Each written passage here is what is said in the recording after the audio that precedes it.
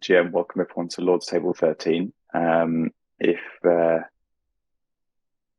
you can tab along for me, Loaf, I'll watch the stream so I can see. Okay. Yeah, so today, agenda, we'll do a really, really brief recap, just for anyone who's watching the recording of this or new to the project, just to get a sense of who Bibliotheca DAO is and what we're doing. We'll give you a very clear indication about what we need to do to get the open alpha live so you can all get your hands on it with a date. We will talk about the DAO, what it's up to in terms of the BIP7 token sale, and a discussion about how the DAO moves forward that everyone needs to be engaged in, moving towards a proposal-based system. We already have a proposal-based system, but one which is closer to the Nouns DAO model. At that point, we'll break for a Q&A. I know people tend to go silent in the middle of these things, but if people do have burning questions or want to talk about anything that's been discussed beforehand, they're more than welcome. And then we'll go through some of the contributions from other DAO members. There's just so much stuff that people get up to. Again, we'll make these kind of quite top line, not too technical today. Then once we're through that, Amaro and Deham will give a little creative update and show you guys how we've been training an AI stroke ML model for image generation.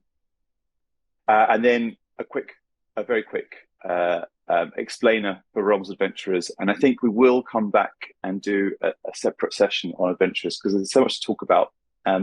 As it's the second product in the DAO's portfolio, and it's the further down the line in the roadmap, I think it tends to get pushed to one side often as we talk about Eternum, but it's how the DAO scales to hundreds of thousands of daily active users. So following on from today's quick overview of Adventurers, we will do a separate session on that. And then we'll wrap up with any other business and another Q&A.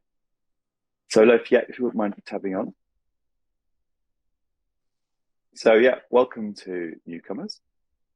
Bibliotheca DAO, if you move on to the next slide, please, sir. We are a open source, fully decentralized game studio, a community of players rich with developer, engineering, creative talent. And we're pioneering with bleeding edge tech. So as a collective, we're building together and we're building on top of StarkNet. And we are very much embracing the AI tech that is moving under our feet at an incredible speed. And we're integrating that into our workflow and products. If you tab on one more time, please, sir. So what is now building? We're building out the Realms on-chain gaming universe or ecosystem. So it's a fantasy universe with community-driven lore, and it is a modular universe which can be added to and expanded upon forever. And so that's the way we're building. We're building with the intention of creators to be able to easily add to this world, and that's a big part of what Adventurers does.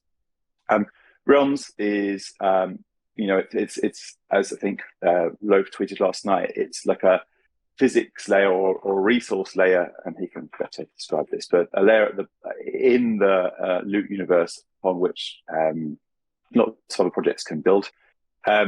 Likewise, we're very interoperable with other StarkNet projects, and we've worked with Brick, have worked with StarkNet ID. We'll talk today about working with Cartridge, and I'm sure we'll find ways of working with the guys at Influence from FOAs on the call today. So if you tab on one more time, please, sir.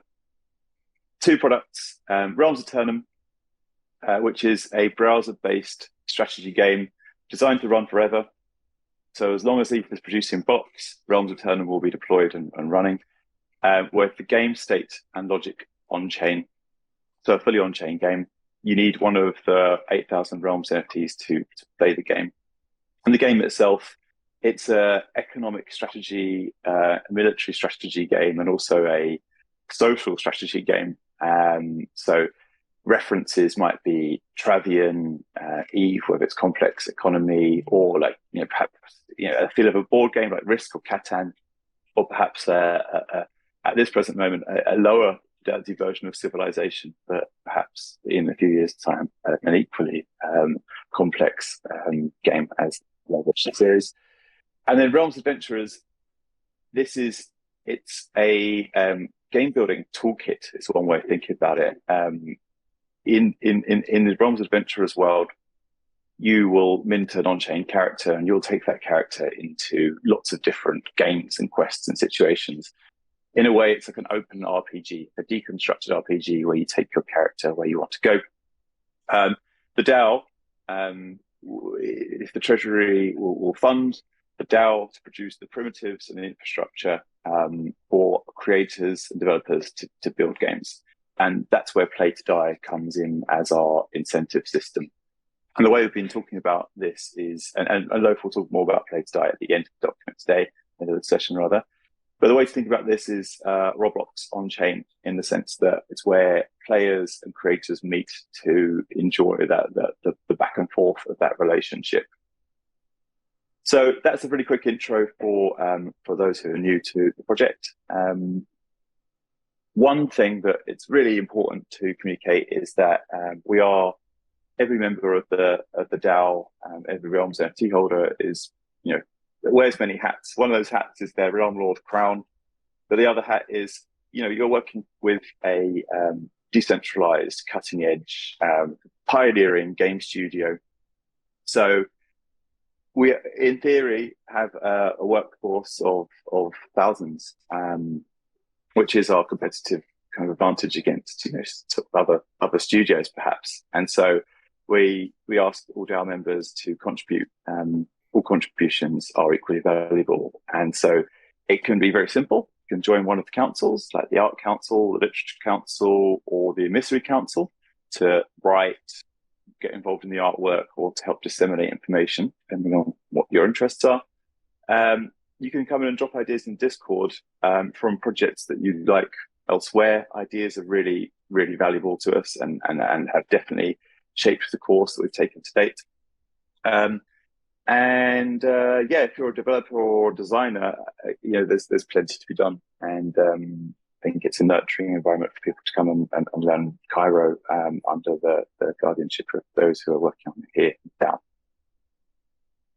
Okay. Oh yeah, and there are frequent creative challenges posted. So again, we had a couple of those which we'll recap on later in the conversation.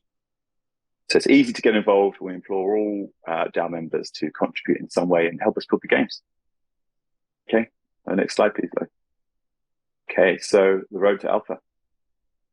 Over to you. GM, everybody. All right, well, thanks for that, Secretive. Just a note on this. There is a lot of everything is open source, so there's a lot of issues on GitHub which you could tackle if you're a developer, or you could post questions about it as well. So the road to alpha. It's been a long road, as everybody on the calls have been a part of it and knows. It's a challenging thing, building a game in a totally new medium, and doing it in a decentralized manner. So things take longer than expected. But everything, all the development and everything has been open, so for everyone to see and everyone to contribute to. So you can really keep an eye on the progress of everything in all those dev channels. So right now we're on the final sprint to a MVP of the game, and this is we get the current features in the MVP. We have a lot of modules in the works, but we decided that we wouldn't keep creeping features, and we would just get this core base loop, which is really it's pretty simple in its nature right now. But the decision was to get this core loop right, get the client up to where we want it to be, And then from this, people can play it, and we can iterate faster on it. There has been a bunch of contributors already been testing the current client right now. It has evolved quite a lot, so I appreciate everybody that's been working through the bugs. That was like a pre alpha, so there were a lot of bugs and it was changing quite frequently. So in this initial alpha, there's going to be food production, resource production. There's going to be the marketplace. There's going to be troops, buildings, travel, raiding. So that's the core loop to right now. So it's time for a demo. Now this is a live demo, so everything will be fine. Just gonna get my so keep in mind, yeah, this is alpha, so but everything should work, and it's evolving quite fast. So I just shout out to 1337 who's been in absolute goblin mode to get the client to where it needs to be in the past 2 weeks.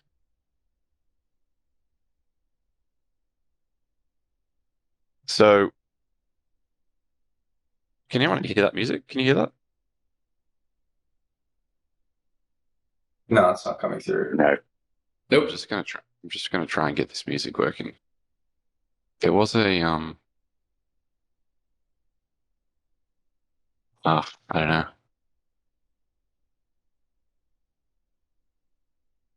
I think music is part of the mystery of Discord, and I think just play the game, and people will have their hands on it soon enough. All right. Well, when you play, you'll notice there's quite a lot of sounds. There's a there's a background tune here which is written by Casey, which plays, and we'll keep evolving that. And so when you come to the UI, you'll see like this is the current design. This is the map of Eternum. All the realms exist on the coastline here. These red lines are armies traveling around the map right now, and so this is in real time. Well, not quite real time, but these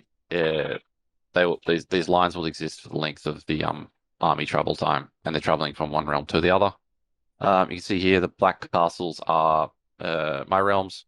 The knights are my armies, where they are positioned everywhere. And the rest of the UI we have down here, our account, sound control. This is the visor. This is the AI visor that I been showing off the last few days. We have a decentralized chat between players right now. Right now it's like in a non-chat, so it's just your wallet address. But in the future we're going to evolve it into, more order-based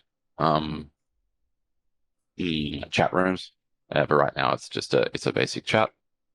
We've got our search bar up here, got our transaction cart, and here is our balance of lords and our balance of resources. So you can see here it's everything that I've got right now. And so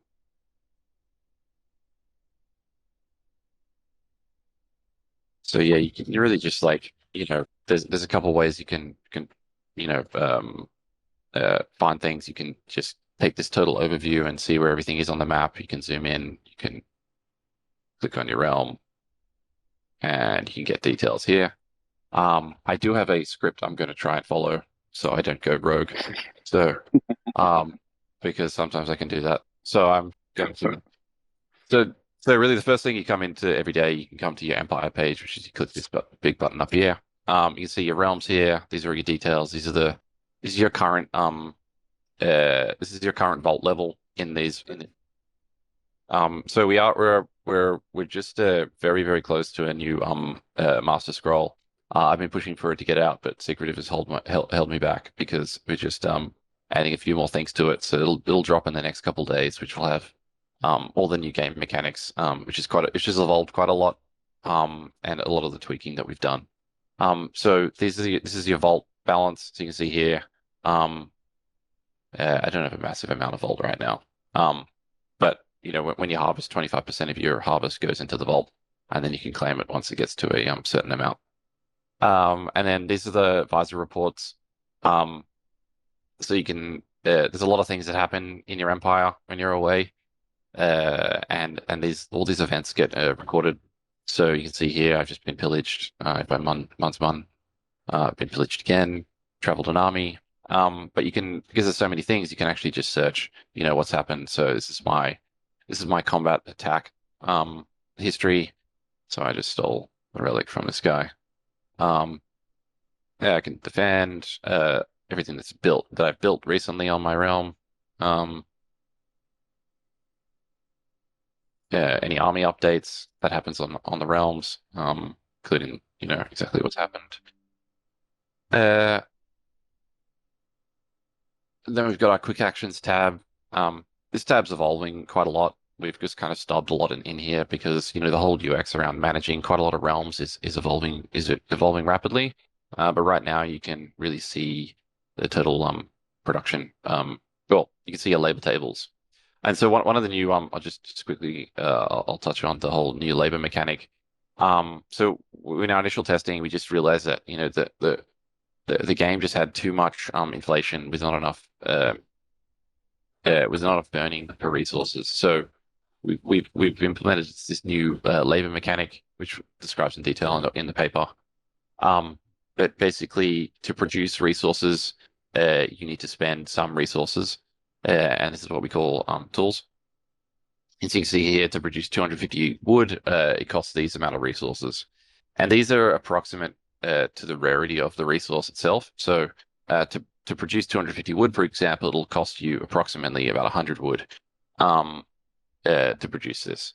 Now, this means that there's a cost to production in everything in this world, and this comes to the physics layer that we've been talking about. Because if this base physics layer is rock solid, then anything built on top of it will work. And so we spent a lot of time working on this. And shout out to Neo who spearheaded this exact tools and labor mechanic. And so this might evolve. We might depending on feedback from the alpha, it might get reduced to 30%, or it might be increased depending on the outcome of that.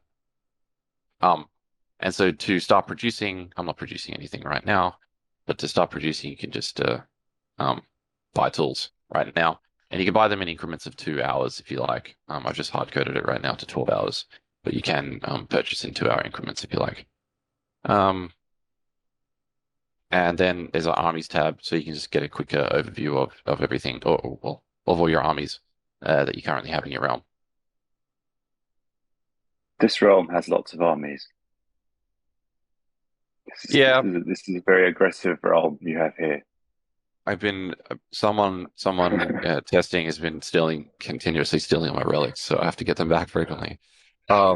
Actually, sorry, this is an overview of all of your armies. Sorry, this is an overview of all the armies. Yeah. So this isn't just one. This isn't just one realm. Yeah. And so this is like the quick overview empire page, and this will evolve as we get more feedback, and so if you get up ideas when you're playing the alpha, communicate them, because we can build things quickly if that's the decision we want to take. But let's just go through the management of a single realm. So this guy is self-sovereign right now, so he's still got his realm. So still got his relic.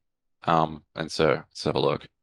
So this is the realm detail page. You can see right here, I actually haven't updated this realm in quite a while. Another new mechanic in this game that we've implemented is this idea of a tick cycle. Most games that you play actually work on ticks. Like any game that you would have played in the past work on ticks. And a tick is basically this idea that the game state updates at a certain rate, right? And so like if you think of a turn-based game, the game updates per turn. But in a like a real-time game, the tick might be a millisecond or something. Like if you're playing it in a first-person shooter or something. Now, obviously, we can't really do that on chain because there's a limitation. So what we've done is we've built in this idea of a tick cycle, which is every 12 hours. And so every 12 hours, there's like a record of we record a like almost like a stamp every 12 hours. And so let's just say I make a move right now. that will increment my 12-hour tick. And so for the next 12 hours, there won't be any more changes on my realm, like passive changes. But after that 24-hour period, if I then make an action, the game knows that it's been 12 hours since I made an action, and will update the state of my realm accordingly. Now, right now, all that happens is that your army starts deserting, if you're not happy. So that's the initial tick mechanic. There's also a limitation to that. We can't load it up too much because then it might just be too complex and there'll be too much gas going on. There's still a limitation with gas. It's like StarkNet's going to be cheap, but it's not free. Nothing's going to be free at this point. So we still need to be, reserved in how we do this. That's why the 12-hour cycle kind of works, because it's not that frequent. And so right now, yeah, you need to manage your happiness, otherwise your armies start deserting. And to manage your happiness, you need to make sure you have your relic, you need to make sure you're fed, and you need to make sure you have a defending army. And then and this is going to evolve as well, quite frequently. And you can see our population right now. I've got 33 army and 20 from the buildings. And I have no food right now, and my building utilization is 0. And so these are the buildings that we can build. We've got Archer Tower, it's perfect. Barracks, Castle, Mage Tower. So I'm just gonna build one of these. Maybe let's build an Archer Tower. Build a castle. And some great sounds that 337 has built, which you'll hear about when you click these buttons, but you can't hear them right now. And so since I've built those buildings, I can now build an army. And so I'll just build some cavalry and build some archers. And I'll create that army. And right here we've got our economics tab.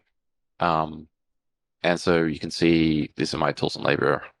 This is what you saw in the total overview, except it's just specific to this realm now. And we've got our storehouse here, which I can see. I don't have any food in here, so I can add some food. This is my current wheat balance, so I can just be like, okay, I'm going to add half of it. Yeah. I don't have any farms to build. I'm not going to build any farms though. And here is the lore panel, which we can go through. But any lore that's written specifically about this realm, you could just create some lore as an enemy, or you could create some lore as the realm holder, and it'll all appear here. So use ChatGPT if you're not very good at creative writing. Or go nuts. In the future we'll build this into like some kind of automated lore like record system, so you can see like a kind of a narrated history of everything that's happened on this realm. But it's in the future. Yeah, so I've just built up this realm now, and you can see here this is our transaction card. So this is one of the key things that we've touched on quite a lot. But with the count abstraction, you can queue up like a lot of transactions at the same time. And so you can see here I've queued up all these tools and labor. Some my buildings, an army, and the resupply. But I'm short of some resources, so I'm short of these.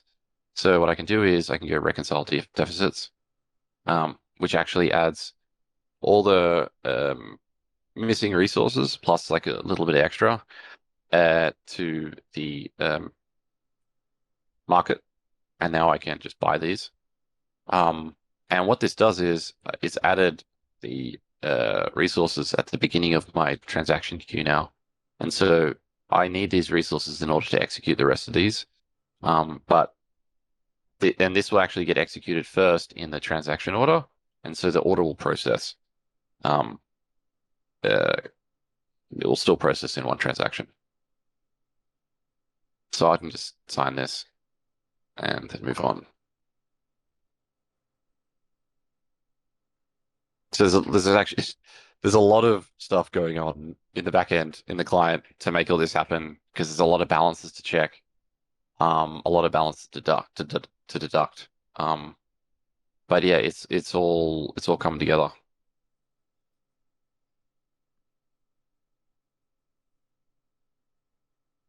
And yeah, another thing in the future, we'll probably add the session key onto that button. So you can see here, this order's been processing now, and it's doing all these actions in one signing, which is pretty cool. So in an alternate non-account abstraction network, you'd have to actually sign each individual one of these, which would be rather annoying. So that's management of a realm that's happy. But why don't we try and get a relic back? So I think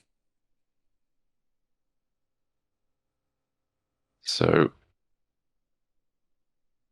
You see here, been conquered by Nintan. So I want to go get this relic back. And this image is like dynamic according to the state of your realm, so I'm quite unhappy. So everything is in a pretty of a death state right now. So I better go get my relic back. So this guy has my relic, and I'm going to go I'm going to travel to get it back. So you can see here, this is the relic. This is a little symbol indicating that it's this realm that this has my relic. So I'm just going to travel. And what this does is it travels this army, which is, you can see here, this is my current army. I'm just going to travel. It's going to take me 5.6 hours to get there. And I'll just execute that too. We're not going to wait 5 hours. So I do have an army prepared, and I'll find it. We can initiate the battle.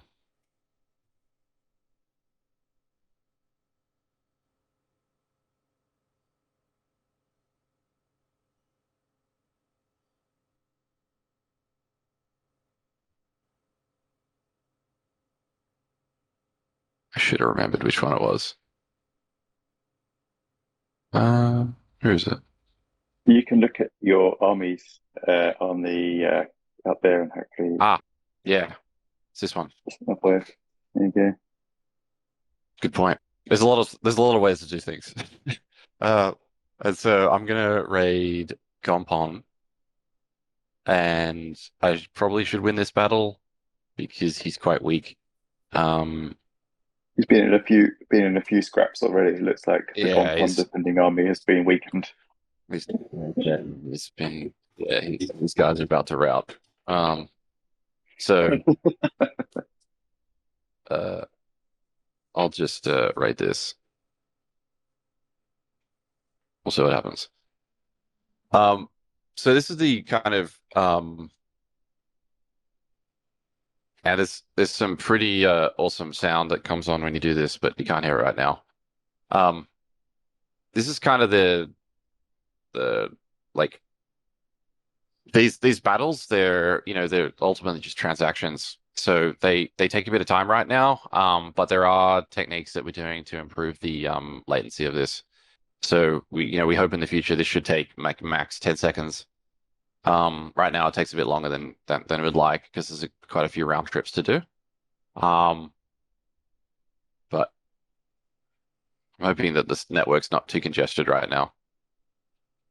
One of the observations is that initially, when building the contracts or writing the contracts, a lot of optimization was taking place before we were testing the game loops, whereas now we are testing game loops with and then going back and refining the contracts later. So there are efficiencies to be squeezed out of the way that the contracts are written, and also StarkNet as a network has optimization to do as well. So it also depends upon what time of day that you are using the network. Yeah. I find that at the moment it's incredibly quick for me in the down under time and this year in Europe time. Yeah. It's still like, StarkNet's still early. Like it's still a alpha network, but it's improving at a very rapid pace. So It's a little frustrating sometimes, but the promise is there. So it's taking longer than it normally does. But we can just come back to this. Yeah, my other transactions are still pending. Sometimes depending on the time, yeah, it might just be really congested. Ultimately it's still a public network, so sometimes these things do get a bit congested. They're not instant like servers. Um, so but yeah, the outcome should have happened, but we'll see it pop up in a second. Um, but in the meantime, we can go and trade some resources. So this is the market. You can see here, this is my current balance. This is the current 24-hour market change. This is the 7-day chart. And this is my LP balance. And so why don't I just try and trade some stuff? I'll sell some ignium. I'm pretty short on lords. Sell some diamonds. Yeah. So why don't I sell 50, 500, 60.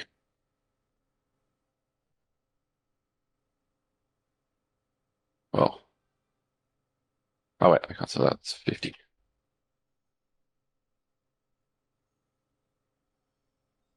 So I can just queue up that sell command.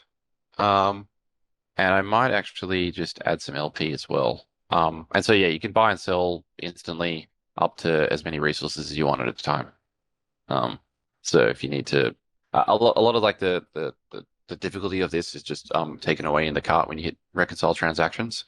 And so you know exactly what you need to buy to complete your order. But if you fancy yourself willing to arbitrage the market, then you can. And so we can add some LP. What don't I? I'm pretty poor right now, so I might just add some wood LP as an example. Let's just do 400 wood. And so this is just going to add some wood liquidity to the market.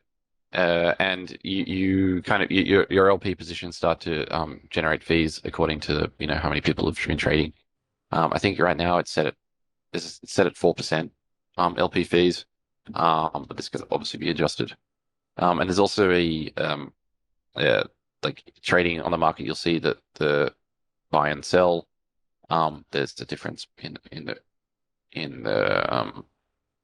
lords here is because there's also a fee that goes directly to the DAO multisig, with all the transactions that happen. So which will be used for continued development. I'll just queue up these.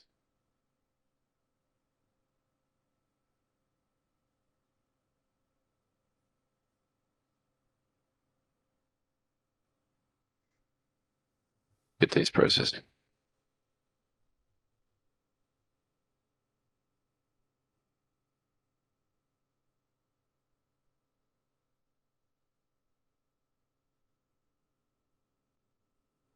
Yeah, so I just added some liquidity and I bought those resources. And so the last thing I want to show is and so this is like this is the core, this is what I described in the feature set just before about this is there's always going to be more things we're going to add, like the next things on the roadmap are like points of interest that will be randomized locations in the middle of the continents that you'll be able to uh you know conquer and do things on. But that's going to come next. Otherwise, we'll never get to testing. But the most important thing we want to do right now is to test, test the UI, test our infrastructure, and test this core game loop. And then we'll keep layering more complexity as we go.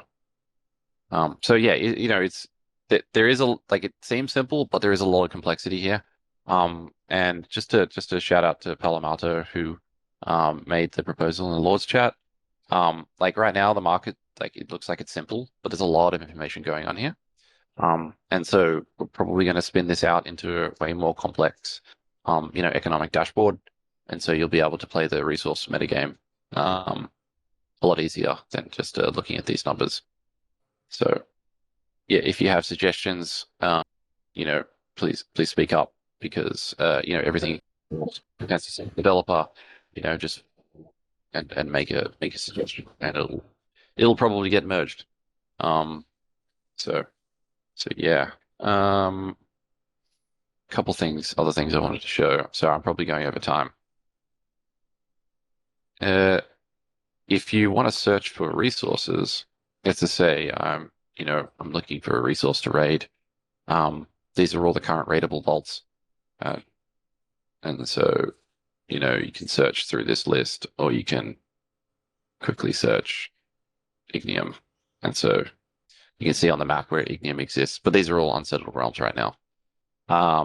You see Gompon is actually the only realm right now producing Ignium, but I've already got an army going in there. So Deep Crystal. Oh, this guy's got a lot. So I'm going to travel another realm there. You see here, just quickly, you can see an indication of how strong your army is, without having to go into it.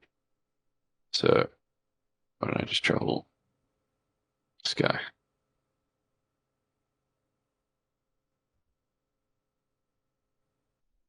Another thing to note, where this will all work on mobile within the Bravos StarkNet wallet. It looks like these got rejected. That may have been from a timeout issue. Yeah, so this will all work on mobile within the Bravos app, so you'll be able to take the realm, take your empire with you in your pocket. Couple other tabs I just want to show. So this is the Bibliotheca. You'll be able to create your own scrolls and stories that you wish.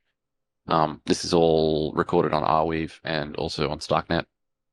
So this will be permanently written on to Arweave. So it's a permanent data storage. And you can just create one here. And this is the current leaderboard right now. We've got successful raids and relics as the leaderboard. So this guy is absolutely murdering people. I do not know who it is. Up until recently, and we again in the future, all of the players have used StarkNet IDs. So we've known who's raiding who, but StarkNet ID have updated something, and we need to update our things also. That's a very technical explanation there.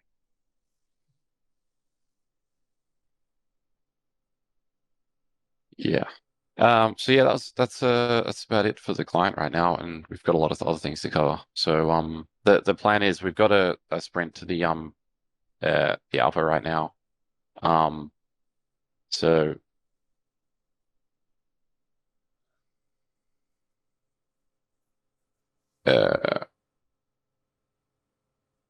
there's a simplified board, but there's also a board here with a list of tasks that need completion before we can hit the alpha. And these should all get completed in the next couple of days.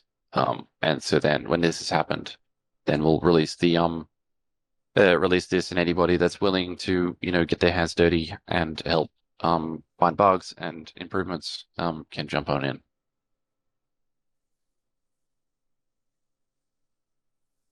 Yeah, like that about wraps it up. So creative.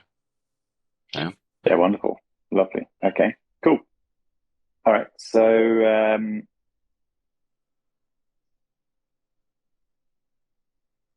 you go. Yeah. So I think that as Loaf was saying, that that public board which shows the tasks that need to be done, it's effectively just some polishing and an update to the food production gameplay loop. And so we are intending to share the link with everyone later this week, mooted for Thursday. So all being well, you'll be able to get your hands on the open alpha on Thursday, and then I think it's important to note that we've, as a group who've been testing it, have caught lots and lots of bugs. But gameplay updates tend to bring new bugs, and so it's a sort of to and fro. But it's a we're looking forward to having hundreds or and eventually thousands of players. So when you go to that map and you see all the armies that are currently traveling, it's just going to be like apocalyptic red lines crossing the map. So we're looking forward to seeing the sort of meta game and the social interplay that takes place as more testers come on board. And then if you tab on after the first alpha, which will be using the current game state. So the existing people have realms in that world at the moment and have resources and have lords. There'll be a wipe. And we are partnering up with the guys at Cartridge to run a alpha game test. So like the details are TBC in terms of like exact dates and exactly what the partnership will look like. But anyone who's not aware of Cartridge, if you tab on, please. Probably a good opportunity to Ether Way, who's the one of the lead builders of Influence. Influence is about to do a Cartridge integration as well. So if you want to really scope out Cartridge over the next week, go and check them out. So Cartridge, their ambition is to be the StarkNet gaming console, allowing players to discover and easily start playing games on StarkNet. So the way that I conceptualize it in my mind is it's the Steam of StarkNet. And I guess if you're in this community or in this DAO, you're working with the same information that we are and the same belief that we are, which is that it's the advantages of StarkNet for gaming will make StarkNet a hub for Web3 and on-chain gaming. So Cartridge is a self-custodial gaming console that allows players to easily onboard new games, manage their in-game assets, build reputation by completing in-game quests, and seamlessly play without being prompted to approve transactions. So if you nudge on one more slide, please. So we are, since the very beginning of Cartridge's life, we've been working with those guys and planning to feature our products in the Cartridge Arcade. In particular, Realms Adventurers will be a really good fit because of the design, economic design, in terms of the very low cost to entry to play in the Adventurers protocol. But Eternum at the testing stage is a really nice fit for working with Cartridge too. So yeah, we'll follow up in the coming weeks with an update on how that testing will work and the dates for it. But in the meantime, as we said before, you'll be able to get hold of the alpha in its current game state, and then later on down the line, you'll be able to take part in like a fresh wipe of the game state on Cartridge. Leif, do you want to talk through this one? Yeah. So yeah, after this open alpha, we'll discuss as a community if the game is ready. I mean, I'm probably going to be under the impression it's not going to be ready. But we'll take everyone's opinion. I think it's really important with these complex, like there's a lot of moving parts in these things, and like these games they're not just going to stop. Like they will literally run forever. So it's really important that we all decide, like, is this is it ready for deployment or not? And if it is, then we can deploy. If it's not, then let's tweak the economics, run a new alpha. And my hope is that we can do some kind of incentivized alpha. And so So yeah, that's the real path. Is we need to get as much data as we can on this and feedback. We adjust it, we decide, and then we deploy if we think we're all ready, or we adjust. That's the most important thing. So yeah, update on StarkNet. It's evolving very rapidly. It's improving like every couple of weeks. Where it's taken longer than expected. We're way too optimistic about when it would be ready. But that's just the case with some bleeding edge technology.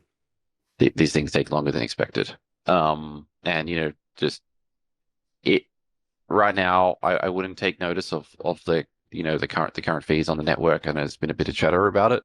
The whole point of Starks as a scaling technology is that they're like a logarithmic scaling capacity, meaning they're not just you can pack a massive amount of transactions into one Ethereum transaction, which is rolling them up.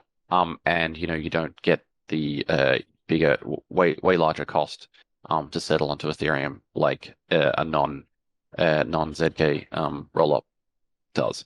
So right now the fees aren't where everybody wants them to be, but that's because the network isn't doing a massive amount of throughput because there's nothing major that's been deployed on it just yet. So I wouldn't don't take them as notice. Don't take too much notice to them.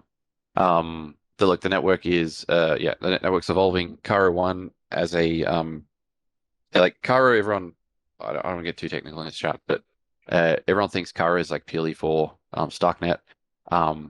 It's going to be running a lot of more like it's going to run a lot of other applications, not just StarkNet in the future.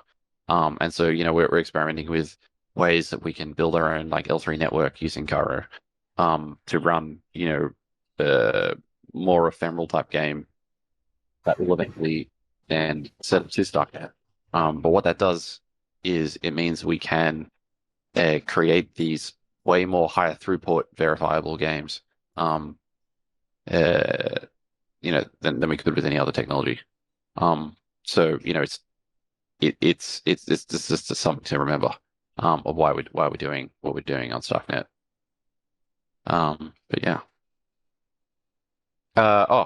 One thing I forgot to do. So you would have seen my tweet, and we've been the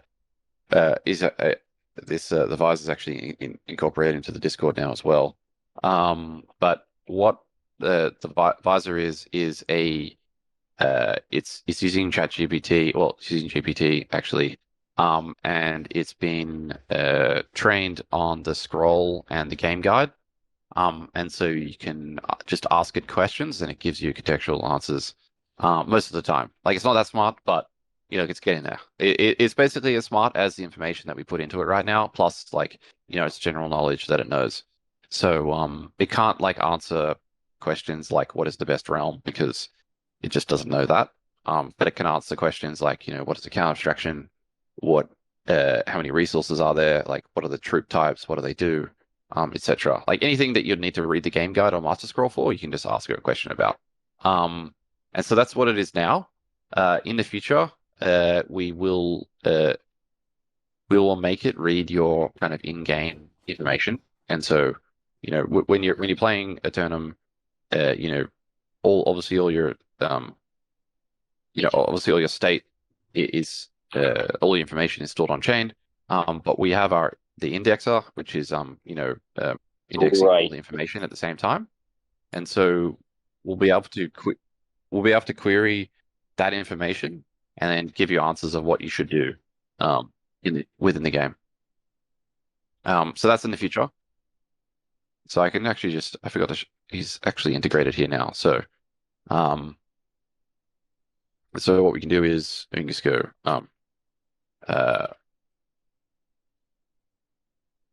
so I want to give it a hard question.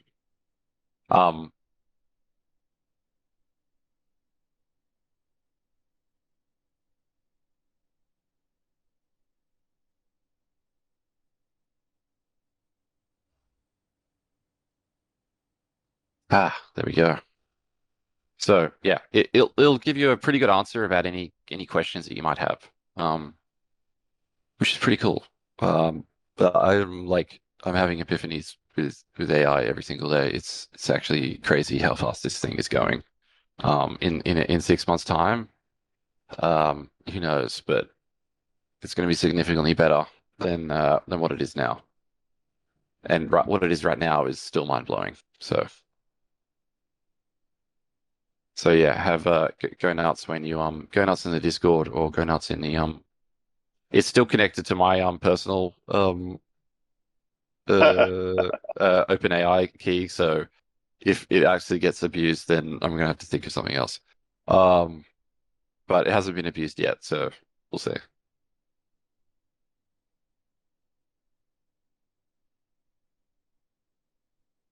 Yeah.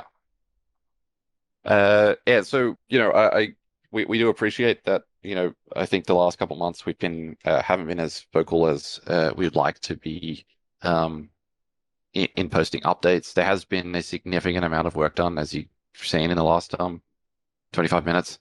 But we're moving to a more high level devlog based approach, and so we'll be posting a lot more frequent updates in the future. And yeah, you can hold us to that, or if you really the best way to keep like absolute up to date is to keep an eye on the dev channels and keep an eye on the GitHub if you're willing. Um, it's not, don't be intimidated by GitHub. Like, it looks complicated, but it's not. You'll be able to see a total overview of what's going on, and you'll be able to see the latest builds as well. But yeah, it's everything we do is open, so by nature, you can't see exactly what's going on. Um, like it is a hard thing, giving dates, especially in this market, because we don't want to create expectations that we can't meet. It is a complicated build that what we're trying to do, and so that's what we're trying to move to more open devlog based rather than giving hard dates. But keep in mind that we are working extremely hard um, to get all this up to where it can be. And yeah, if you do have, there's a lot of talent, there's a lot of dark talent out there. So don't be shy to speak up about feedback, um, or do some development, or do some economic structure if you fancy yourself an economist. As Sigurd was saying, the DAOs are like lateral organizations. We have a lot of smaller members. There's not one like team building this whole thing. We're all building this thing. So um, yeah, speak up and don't be shy. Just one thing on to add on that is that, and I think we'll talk about this in the Master Scroll that's going out this week, the update. As the DAO has been building, the AI has appeared on the scene in a big way and in a usable way, and has changed, for example, the way that we approach art from illustration based to training our own AI models and incorporating things like the advisor GPT. That these things get added, kind of add value to the game, but weren't in the original plans. So I think it's on us to make sure that we keep communicating the things that are added. We've done a lot of things via tweets and tweet threads, but I think that the thing about tweet threads is they're great, but they are noted in that moment and then kind of forgotten about quite quickly. So we'll start using Medium more to capture new ideas as they're added, and encourage the DAO to participate in that conversation. I mean, the House of Lords channel is a very active conversation, and we appreciate all the feedback that we get from there. But we just need to keep on putting out more information about exactly what the game design and game development status is. And to that end, the devlog going out. Mentor is going to do a game design workshop on the 8th Feb, and is going to start to publish a monthly game design update too. So there's other things that will be coming online over the course of next month, 6 weeks, and you'll see just more coming out from us. Okay. Is Calc around? Hello, sir. Are you there? Hello. Hello, hello. Okay. Hello, hello. So, yeah, the DAO update. I think first things first, we pass over to Calc to give an update on BIP 7. Yes, sir. Hello. So I'm just going to go over the planned raise. You probably already know, just delete info. You probably already know the base idea of what's happening. It's already been announced in Twitter and Discord, but I'll just give a brief overview, and then if anyone has questions and stuff in the break, just shout. So, just to give the main outline of the raise, 12.5 million lords at 5 cents per lord. Total planned is 625,000 US dollars. So I think some people thought, just as a note here, is some people I think thought there is no vesting, but there is a 12-month lockup on once the raise is complete with 6-month linear vesting. So bear that in mind. I know a few people thought you just automatically get them, so just bear that in mind. It's all hosted on alien.xyz. Notice here is please, there will definitely be scammers. The only place to link to get an raise will be through announcements and the Loot Realms Twitter. Like, if anyone DMs you, please do not pay any attention, even if it's me or anyone. But yeah. There will be a reservation for the NFT ecosystem within Loot. So I'll explain a bit about that in a second, but essentially people within the ecosystem will get first dibs.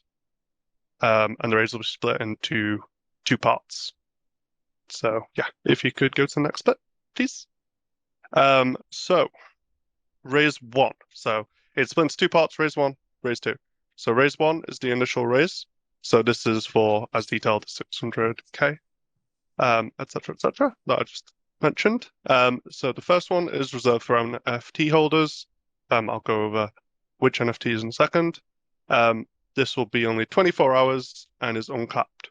So uncapped meaning anyone can allocate whatever amount they want towards this. There's no cap on any DAO member at all. And then if we are oversubscribed, hopefully, maybe, it will just be partially given back to everyone. So if we're oversubscribed by 2 in a dream world, everyone will get 50% of their allocation they've put towards. So if you put 10, we get oversubscribed twice over, so we get 1.3 million.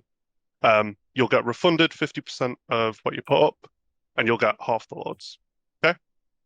And then raise 2. So this is the second part, is immediately following raise 1, but it will only occur assuming raise 1 doesn't fully hit the cap of the 625k. So it's only if raise 1 doesn't fill it out. So it'll be, say, we only raise 300,000, doesn't matter. X amount below, it'll happen raise 2, and it'll be for the rest of the funds, the remainder of these funds. So if we only raise 300, it'll be for 325. The second one will be capped, so the second it's filled out, jobs are good and it closes. And if it doesn't hit that, it's up for 7 days. And yeah, as I say, this will be a public sale. So the first one's for the ecosystem, second one's for anyone who wants some, assuming the ecosystem doesn't fill it out. There. Next one.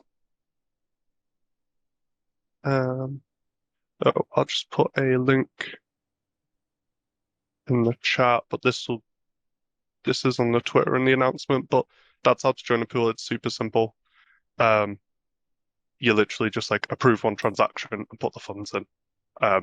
It's really, really, really, really easy from an end user perspective. So this tab is for key dates. So For the raise one, as I say, you need certain NFTs, which is on the second tab, so this isn't ordered fantastic. But if you have the required NFTs, a snapshot will be taken just before raise one at 8 p.m. UTC, 30th of January, so get your calendar out and make a note of it. At this point, a snapshot will be taken, and you'll get whitelisted for the raise one, and then raise one will happen relatively immediately, a couple hours later, is the plan. Yep, and then that'll happen for 24 hours, and immediately, as I say, after raise one, assuming we don't fill out, raise two will happen. But as I say, just to repeat, everything will be through Twitter and Discord, so just pay attention to them. You'll get a notification when they come out. Yeah, next bit. And last but not least, so the NFTs whitelisted are Realms, quite obviously, Crypts and Caverns, Genesis Adventurers, and Loop for Adventurers. Now we could do a separate post, link the OpenSeas or something if you don't have them already, but yeah, you'll need one of these to guarantee that you'll be able to partake. Anything else in this? I think that's most of Lovely. what I need to say. But yeah, that's it. Thanks, Cal. No problems. Great, thank you. So, Um, yeah, I don't know if you want to do this bit. yeah. So, just to note, you know, Bibliotheca is a DAO driven, soon to build the DAO treasury, and it's the DAO members, you know, who will decide, you know, how it's all spent. You know, after, just touches on what I was saying before about this whole lateral structure of a DAO. You know, its strength is its members. So, you know, we have 2,000 members who can contribute, and create proposals to make this, you know, this DAO as good as it can be. And so, you know, when this is executed, you know, all contributors to span that, will make proposals, about how it should be spent. You know, in specific cost structures, and anybody will be able to do this. And so, you know, we will be, you know, moving to a more kind of, you know, DAO style proposal system. You know, and it, you know, the DAO also has still Lord's allocations, so, you know, people will be able to choose what, you know, you know, if they want to put a proposal up to do X, for X, you know, to do X for Y, then, you know, people can put a proposal, people can do that, and the Lords can vote to make that happen. And so this will be a fully decentralized super making process. Before that's, you know, fully implemented, and the plan is to do a dashboard, you know, web interface for this where people can submit transactions. But in the meantime, anybody can actually put a vote up onto Snapshot. So if you have any ideas around, you know, any economic structure or whatnot, you know, make a Snapshot proposal. You know, that's all that anybody in the you know, any of the contributors are doing right now. So Lovely. All right. So we are now, if you pop up the next slide, man, we're halfway. we're at the Jeez. halfway point. So we'll move quickly, I think, through the latter parts, but I think it's just nice to do a quick cover the game. You know, we had a game demo. We talked about when the game will be in your hands, and we talked about the DAO's execution of the bit to sell some Lords tokens. Does anyone have any questions at this point? We can do a little mini Q&A here. Do they want to unmute and ask anything?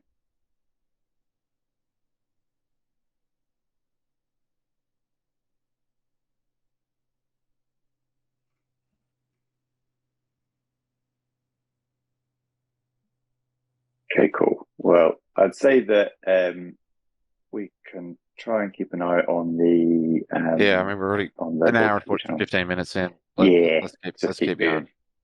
Keep it moving. Right. Okay, cool. So, contributor updates. So, hey, thank you to Jimmy Joint and 1337 of the Minstrels, who are designing the soundscape. So the sound effects you'll hear as you move through the game, they are wonderful. They really do set the scene, and it's a shame that they don't come through on the screen sharing when we show this. But there are links here for you to be able to listen to the various sounds they've created. Just a little bit about the Minstrels. So yeah, Jimmy Joint and 1337. 1337 is one of the hardcore contributors to the development of Eternum, and is often on in our catch up calls, is online at 4 a.m. Their time. So like a true lord in every sense. The Minstrels are producing music in Logic X Pro and Fruity Loops, and they use a mix of digital and recorded instruments, and self-made sounds from scratch, as well as VST plugins. And for some songs, they record the instruments themselves. So they've also got a really cool studio set up that they post about on their Twitter. Just follow the Minstrels. And what they're doing is producing kind of their styling is fantasy music, but created with modern sound production techniques, and mixing in experiments of different styles as well, mixing up classical instruments with synthetic ones. And when you listen to it, you'll feel the vibe.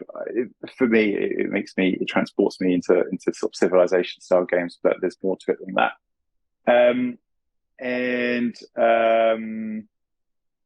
They are inspired by the imagery and the direction we're going on with the. We're working really hard to create our own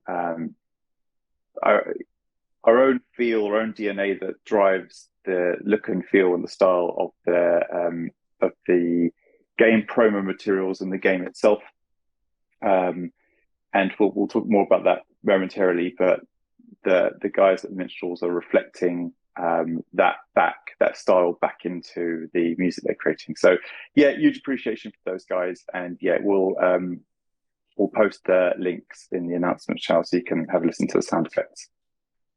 So next up, Casey. Casey, are you online? Yeah, can you hear me? Hello. Yes, we can. How you doing? Okay, great. So just really want to kind of echo that, to start off is, over the last months, composers have been really busy developing Realm's musical aesthetic, fleshing out the sound design, and the expressiveness of this in the game by mapping the sounds to resources and specific game events. And shout out to the Minstrels and Jimmy Joint and 1337 on this. And it really takes me into kind of, some of the core kind of design principles when thinking about a music system that can kind of, leverage that, because this process has revealed kind of a dearth of talent and established an ecosystem where builders are sharing and reacting to each other. And I'm always reacting to what they're writing. And, so it's, since this game is eternal and expandable, there's a lot of music to write to fill out this universe. And so with that in mind, the idea is to create an adaptive music system that enables composers who are players of this game to score the game and the events dynamically, and which also means enabling these composers to store and mint their music on chain for Realms. And we'll talk a bit about that. Providing a unique gaming experience for each player, each session. And there's a really cool way that we can do that using this sort of on-chain model. Punctuating gameplay and enhancing this narrative through the through line of the sort of soundscapes and how the music kind of relates to each other. And then, the last thing that we'll talk about or I'll mention is leveraging community strategies to push this expressivity of the game for both the player and the composer. And so I guess on that next page, we've got a look at that, MIDI DAW. And so working with this this other really great Cairo developer, we've got the ability to upload and represent MIDI files as StarkNet contracts, where we can get a view call and provide arguments to where we can pull the music back at different transpositions or tempos. And so we can use that in reaction with the, or, animated by the game logic to make, dynamic experiences based on all of these specific game states. So it'll also sort of expose these client-side functions that we can use to, once we pull in this music, to go further and adapt it. And so some of these, for instances, are reharmonizations, and that will be accessible. Those are represented in this UI, where people will be able to test these musical operations that will be used as formulas associated to specific game events. And so I'll give you an example. I think I can play of one of the Minstrel's tracks, and with the sort of reharmonization and using different sounds, but pulling that melody and reharmonizing. So I think you guys may be able to hear this. Can you hear that? Unfortunately, didn't hear anything. Nope. No. So that's their piece.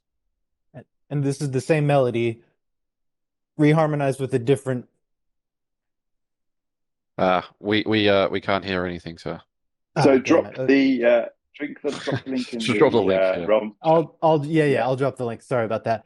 Okay, so then I guess the next thing after that is to you can see where this is going, where we can associate different musical scores to different resources, and we can kind of create a sort of unified way of managing all this music, so that people are composing, but the experience isn't discontinuous between all of these musical things. And so maybe check the next page for this.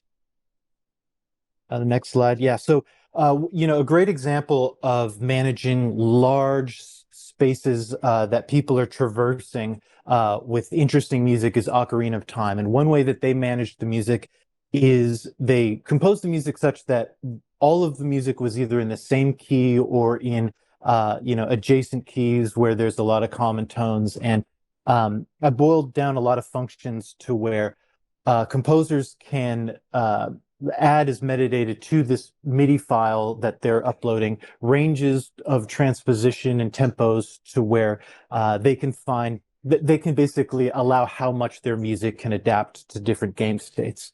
And you can click that link in Ocarina of Time to see how they did it. And but we've got some interesting functions where if you're listening to music because you're in one space but you're traversing to another, the next time you call that next place, it will be in a key or harmonically related to the first place that you were at. And so it always creates a sort of consistent, harmonic experience that is, maps to the game. And so it'll often be unique. And we can talk about, or the rest of the composers and the DAO can start to talk about how these musical operations can affect the music or modulate the music for these given unique moments.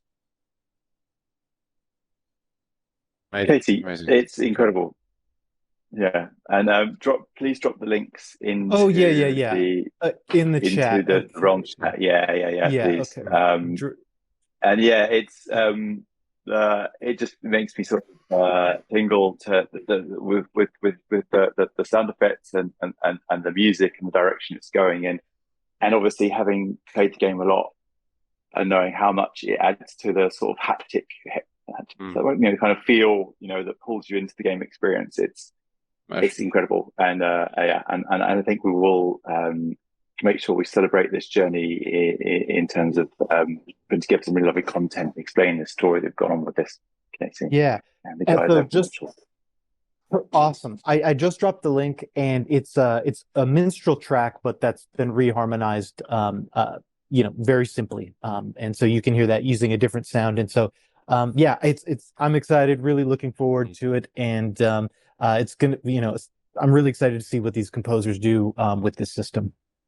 Amazing. Yeah, I was watching Inception yesterday, and each time they go down a dream level, the music slows down 20 times. So it's the same sound, it's the same music, it's the same track on the top level, but it just gets slowed down 20 times every dream layer. I saw that score. Yeah, yeah. He does a lot of kind of motivic transformation. Yeah. It's crazy. Hello. Distracted Dev. Hello. Hello, everyone. Hello, how you doing? Yeah, I'm gonna whiz through this to try and keep to my 5-minute time slot. Just before we start, so this is an update to Guildly, the protocol that I've been working on. The stuff that's happened since the last time I spoke, I've been focusing a lot on like a rebrand, as you might be able to tell through the slides, looking at the holistic architecture, coming up with a draft white paper and focusing on a UI v2. So here are some of the deck slides that we have now, just to give you a high-level update. So introduction is Guildly is a decentralized protocol. It allows for the management of shared accounts and the sharing of NFT assets in Web3 games. Our goal and our main goal is to make it easy for players to participate in these guilds and facilitate the sharing and use of these NFT assets in a fair and transparent manner. So on the next slide, so this is a problem statement. The problem at the moment is current Web3 guilds are profit-focused DAOs, and they're mainly controlling the NFT lending market. And this raises some issues. It creates expensive scholarship fees for lending these NFT assets out. They have poor accessibility and a few centralized points of failure. There's a bit of a lack of transparency in terms of what the DAOs are doing and how many assets they have, etc. And it can create some bad working cultures. So we're really trying to take out the middleman of these DAOs and create a protocol that is peer-to-peer and allows for this NFT sharing. And here's a slide just showing us compared to some other Web3 games and what Web3 guilds and what we want to become. Main points here is that the structure, we're a different structure. Instead of having to have some collateral and some lending mechanic, we're creating some smart accounts to handle all of this. We have hopefully a lot better utilization rate, probably not quite 100%, but anyone who has an account can become a scholar rather than going through some applications. The fees of the protocol are hopefully going to be a lot lower and closer to 1%. And across the board on other guilds, it's normally around 30%. And we want to be completely permissionless and allow for anyone to set up their own guilds and provide this service for people so it can be competitive, as well as support any game that they wish. So yeah, some key features, again, highlighting that this is trustless. So anyone can set up their own guild and deposit items and manage all of that process. They're scalable, so you don't have to have any waiting for DAO proposals or governance disagreements. It's instant transactions. It's social, so you're incentivizing people to work together and share these NFTs for these games. And yeah, again, it's permissionless. So from a small group of people that just want to play together to a high net worth DAO that wants to give out items for people to use, anyone can use it. And in the use cases, so yeah, as I've said before about NFT sharing, so they are shared between everyone in a guild. Depositors who deposit into these guilds remain fully in custody of these items, and the permissions that they set dictate what they can be used for, so creating that security. There are the only risks are from the smart contract, so there are no DAO third-party risks, which is an improvement on that model. We can also, since these themselves are shared accounts, we can have a method of allowing multiple users to control them together, and this can create opportunities for like cooperative gameplay. These structures can be fully customizable. So whatever you want your governance system to be, whatever you want to be charging for these NFTs to be used by anyone. It's up to you as the guild master.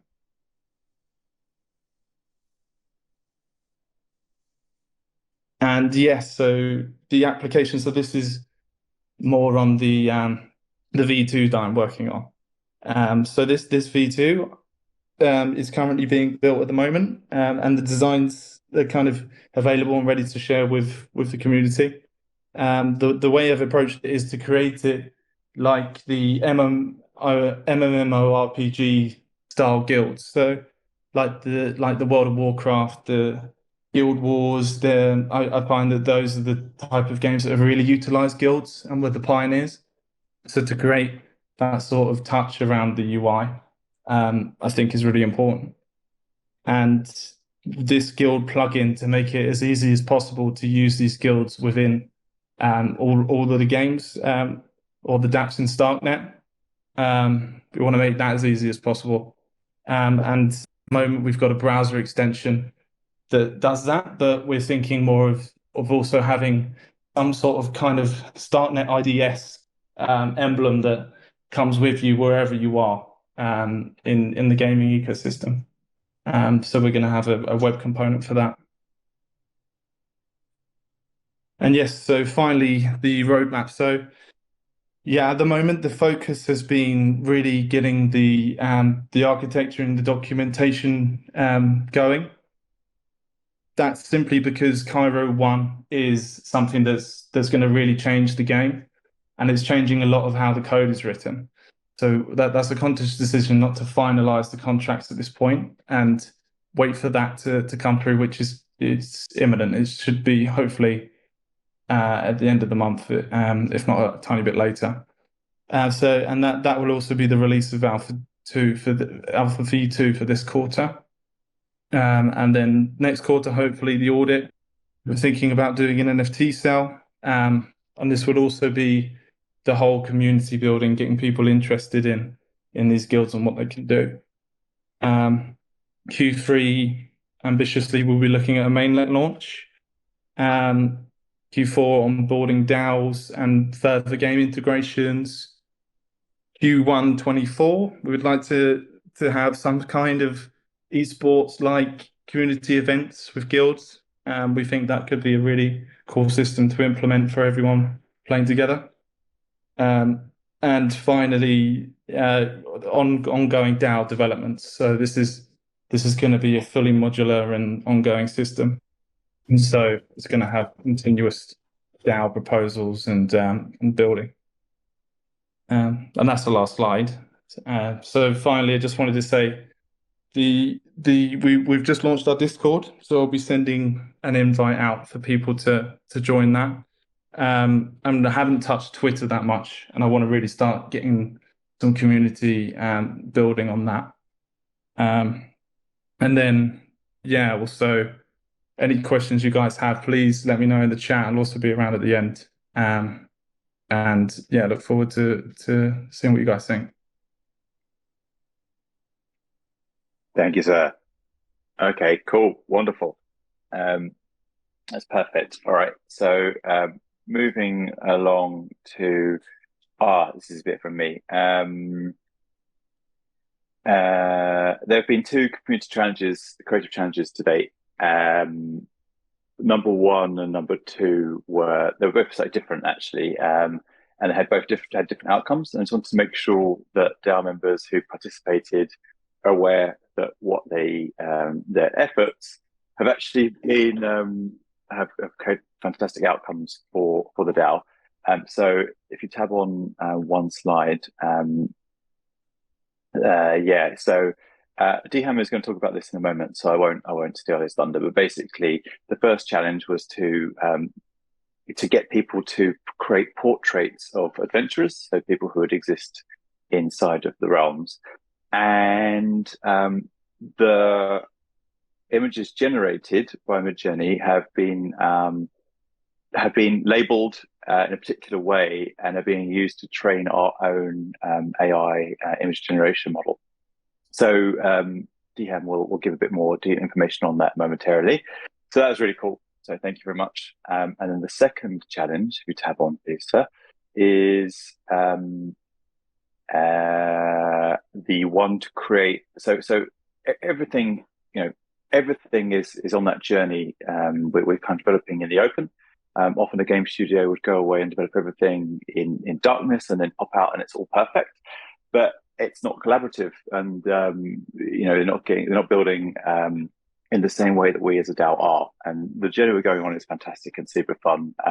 One of the things that we did together in this creative challenge was brainstorm an idea. So we weren't looking for the actual execution of this icon to represent adventurers. We were looking for ideas. And where we netted up was with a really lovely idea, which is the windrows to represent adventurers, because adventurers are going off in quests. And so what better icon to represent them than a compass? But the specific design style that came through from the contributors was a star shape within the compass, which is called, as I say, a windrose. And what's really lovely about that is that it's a symbol inside of a symbol. And if you think about the Bibliotheca DAO book, it is a book representing wisdom and knowledge, but also there is a Greek symbol. It's a letter representing a Greek. I don't know how to say it properly, but that Greek letter represents many esoteric ideas, including the golden ratio. So that's a symbol inside a symbol. Also, the Eternum icon, which represents the Eternum game, is an Ouroboros, which is an infinity icon, an infinity symbol made up of snakes. So it's a symbol inside of a symbol. So we've kind of got this from this brainstorming exercise. We realized that there is a really nice convention that we've kind of stumbled upon, kind of by a happy accident, as we've been working.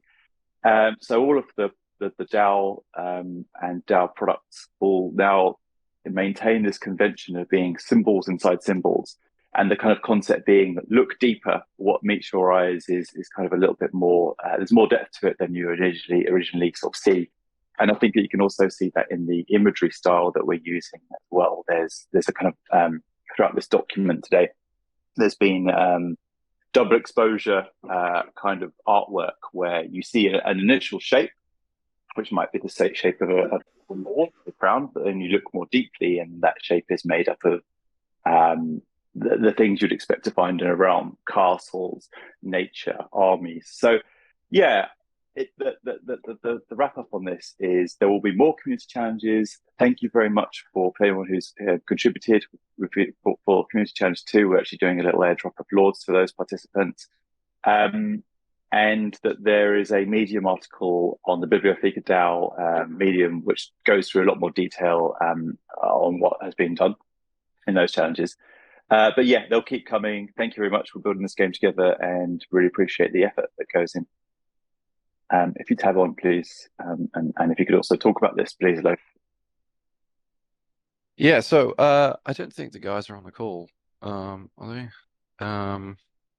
So the the first mod, like, our thesis from the beginning has been way back in November, September, was that this whole world that we're building is all modular by design, and people can extend it, and we can choose to improve it. And that's the whole point of doing things on chain, is that it's forkable and it's moddable by anybody. We don't even have to know anything about it.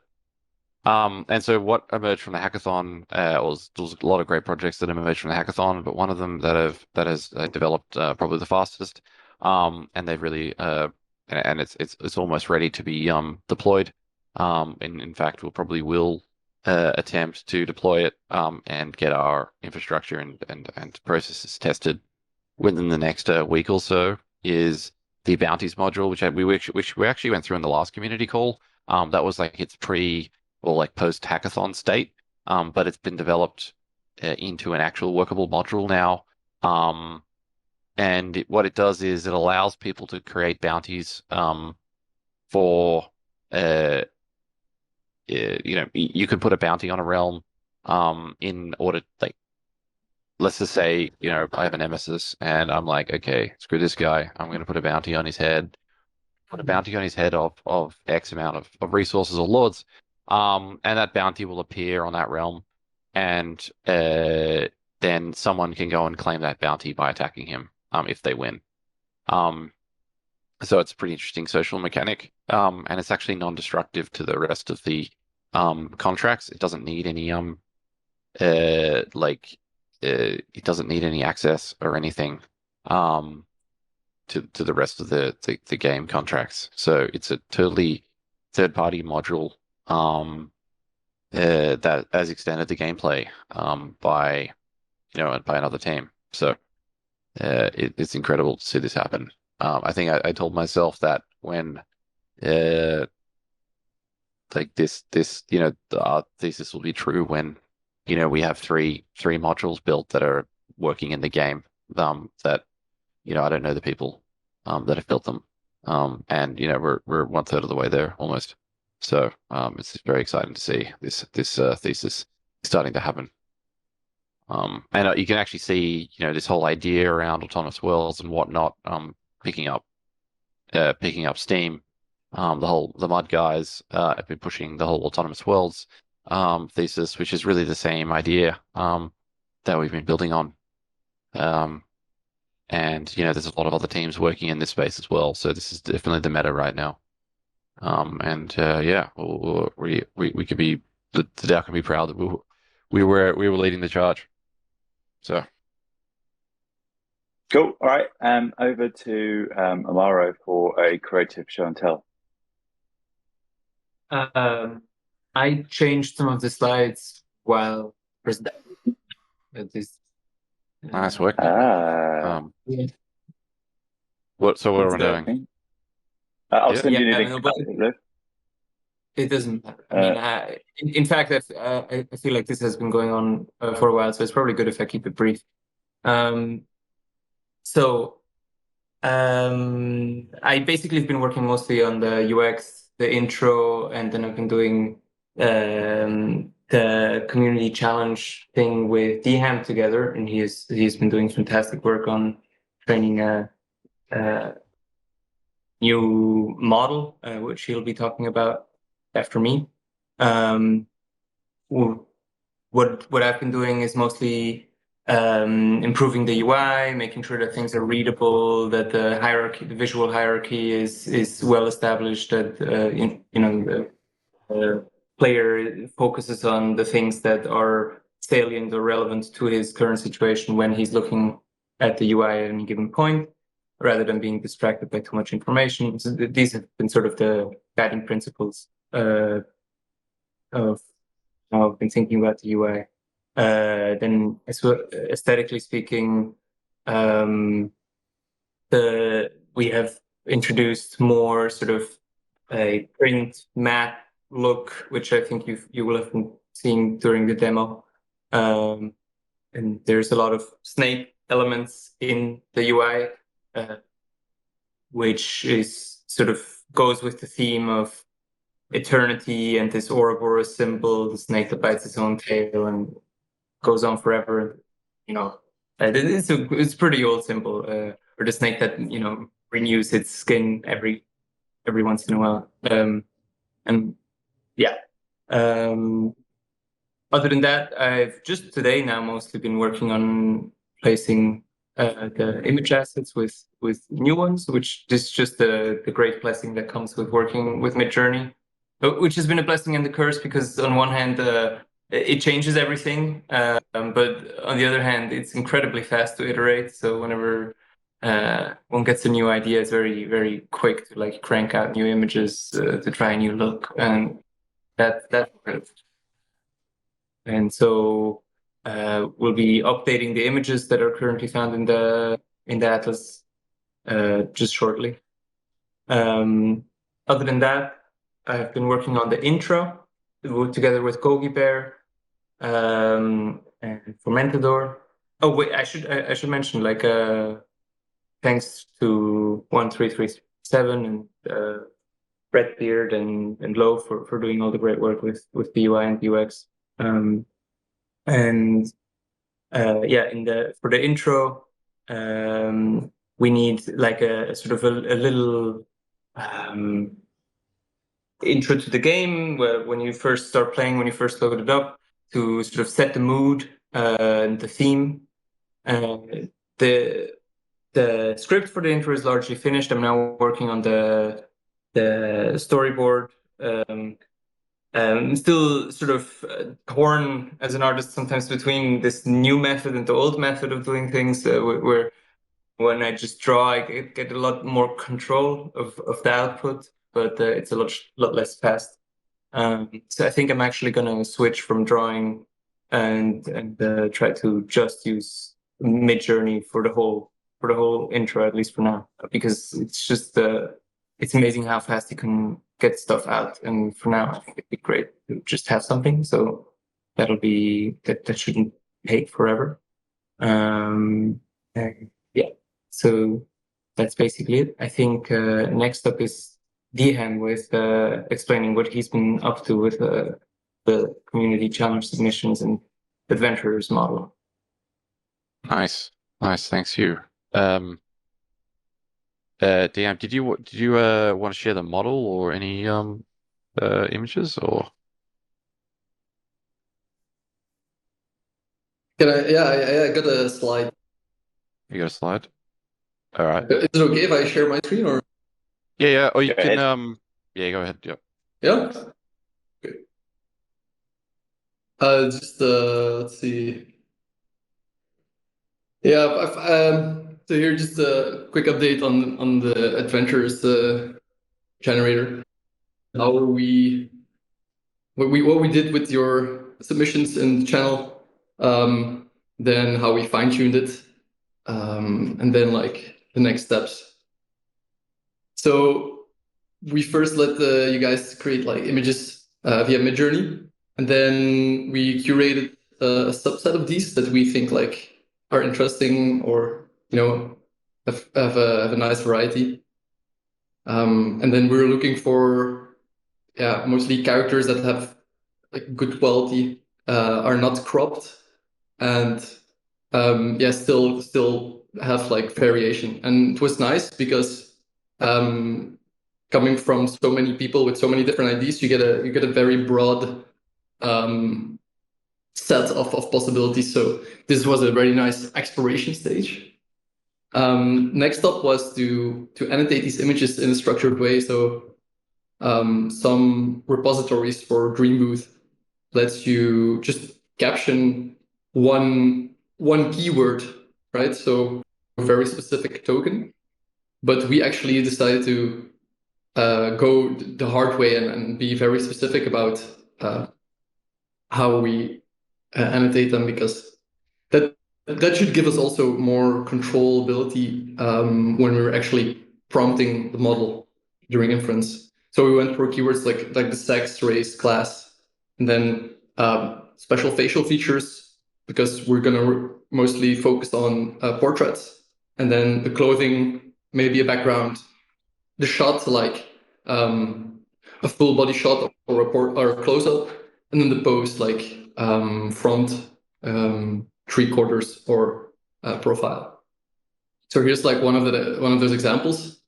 So we got this data set, and then we actually took like one of the annotations that Amaro annotated, and then we just switched some keywords around, so we have a little bit more variation. So this is what we just injected it back into Midjourney, and then we get like 4 new prompts, and then we curate these. So we say like, okay, let's pick this and or like this and this one.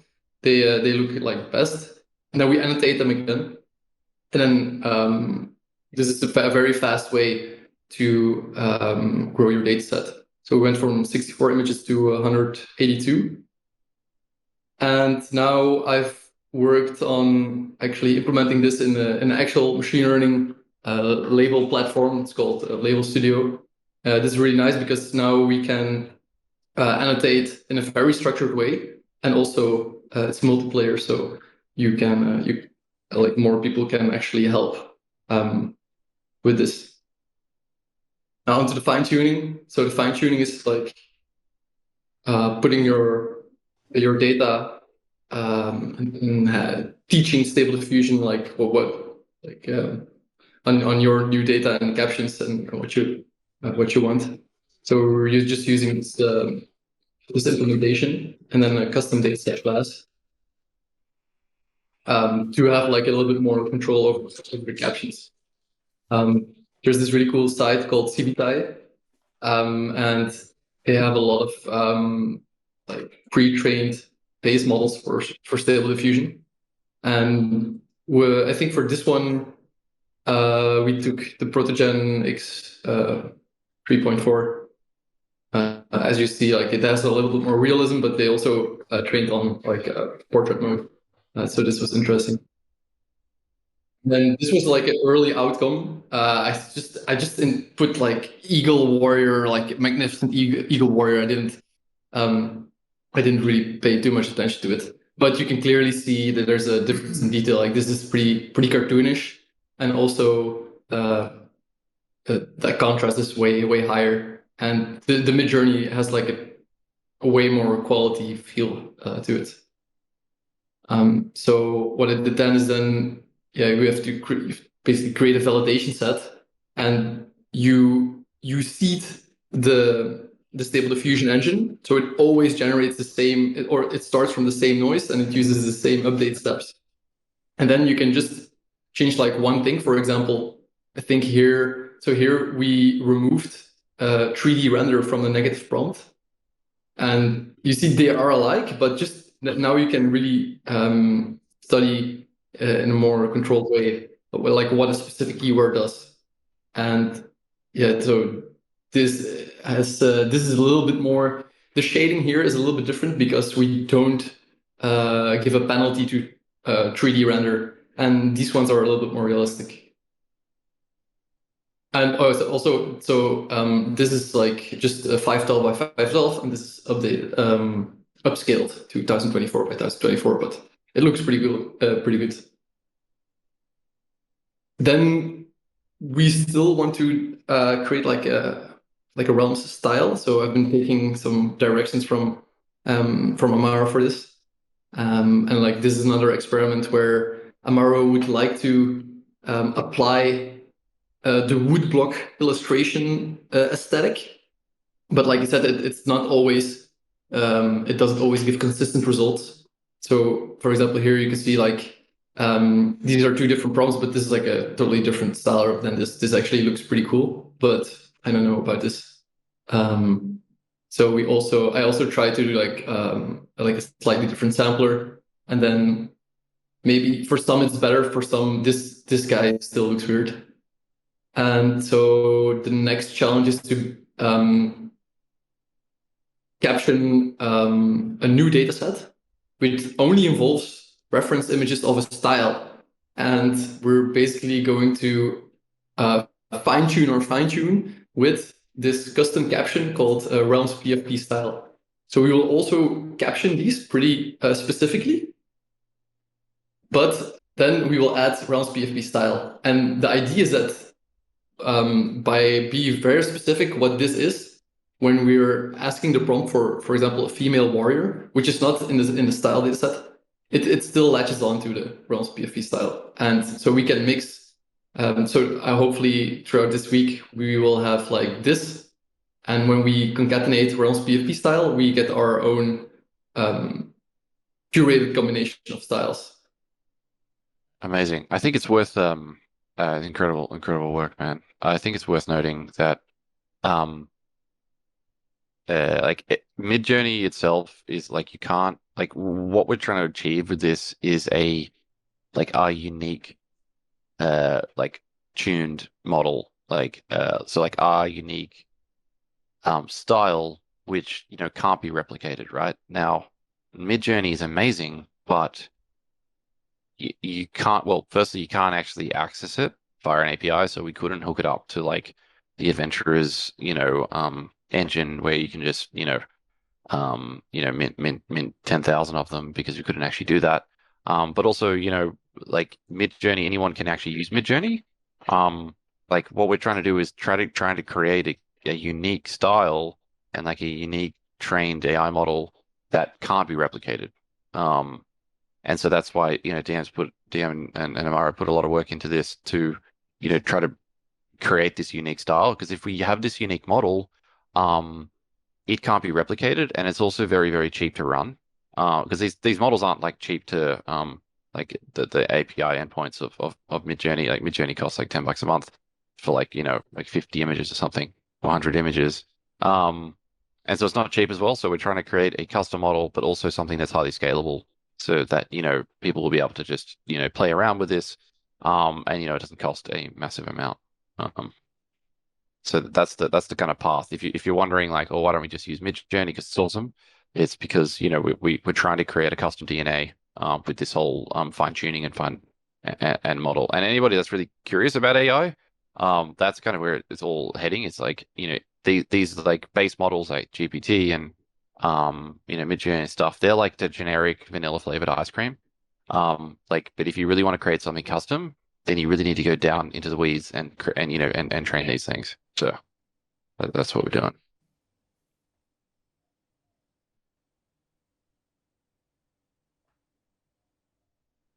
I think we're almost. We've got 5 minutes left. Then let's wrap this up. We've been going for 2 hours. Yeah. This is Yeah. for the hardcore. This is the hardcore. Thank you, everyone. Yeah. So it's AOB now, I think. Yeah. Oh no. I can just we kind of touched on adventurers. I'll quickly touch on it. We're gonna do a total like just chat about adventurers once Eternum's at its state.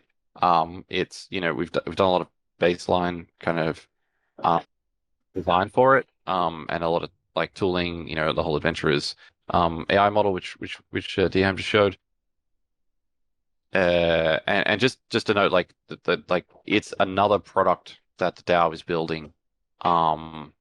It's not. There's Eternum, which will be like the realms, realm v realm style game and like the base physics layer. But Realms Adventurers is another protocol that's it's a much more accessible way to play within this universe. So they might cost like $5 or something. And it'll be like a direct onboarding directly onto StarkNet. There won't be any mainnet or anything. It'll be a very smooth experience. And what we're trying to build at the base layer is this protocol that allows developers to build, smaller games that people can play with their adventurers. And that's this whole plated eye model, which we've been talking about for the past few months, where developers can come and create a game, adventurers can play it, and when adventurers, die in that game, the developer gets paid, and the player has fun. So we're kind of leaning into the whole roguelike experience with the initial stage of this protocol. So it's just worth noting that it's a whole new like product. And the updated white paper or master scroll will go into deeper into the whole plated eye model, because we haven't really written specifically about it. It's been a bunch of tweet threads. So yeah.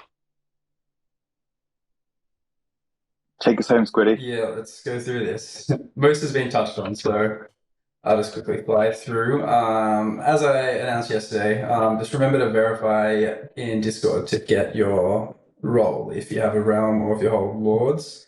Since the security update, we cleared our roles. So yeah, it'd be good to get that number back up and everyone get the recognition they deserve.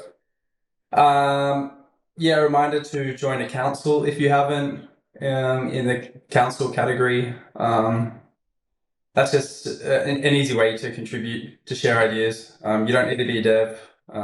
Just sharing ideas, giving suggestions can create a huge difference. So just speak up, get involved. The scroll and the game guide, they're coming this week with the impending alpha release. The communication update, we've touched on that. We'll just make sure we'll share all the bug fixes, what's been going on every week now, with the new Git link. You can kind of see in real time what's being worked on. And you snuck that in, did you? secretive. Yeah, so Cool. Fermentador will be running a game design workshop with the community on the 8th of Feb. So details to follow on that. Perfect. Amazing. All right. Well, Okay. let's call it. Any questions quickly before we close Yeah. this down? Any questions? Unmute and That was- shout at this. That was a behemoth. It was. But there is a lot going on. I simply don't know how to fit. So, like we want to share everything. Perhaps we move these sessions and break them into smaller chunks or something. But thank you to everyone who contributed to this conversation. There's loads of people's work that have gone into everything we've shown today. So thanks everyone, and thank you for everyone who has set up and watched. Yeah, the TLDR is that you'll be able to participate in the open alpha from later this week, likely Thursday. And the token sale, which is the execution of BIP7, is on Monday on Alien, or I don't know how you pronounce the name of that platform, but and that there is a cartridge partnership as we're through this conversation today. We shared that. So there's a cartridge partnership for a second round of alpha testing. Again, details to be announced. Thank you, everyone. Thank you.